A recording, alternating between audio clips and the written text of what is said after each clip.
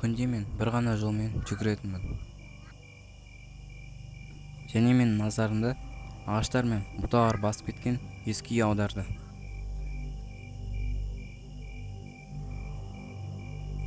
Маған ол үйдің ішіне кіру қызық болатын. Және мен ол үйге кірсем, маған ештеңе болмайды деп шештім. Және осындай күндердің бірінде мен ол үйдің ішіне кірдім. Үй шынымен ескі болып шықты.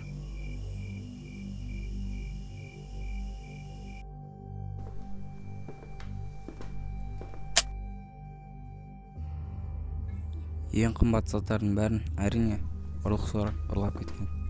Есіктері қағылып, терезелері сынған. Мен бүкіл бөлмені қарап шықтым. Тек екінші қабатқа көтерілмедім.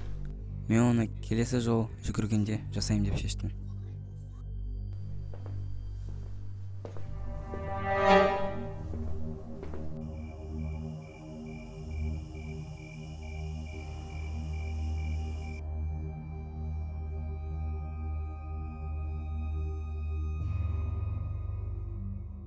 Таңертең келесі күні оянғанда мен ас бөлмеге кофе ішуге кеттім.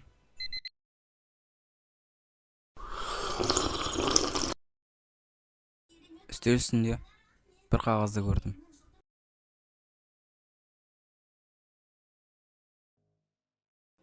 Оны аударғаннан кейін мен шық қойдым.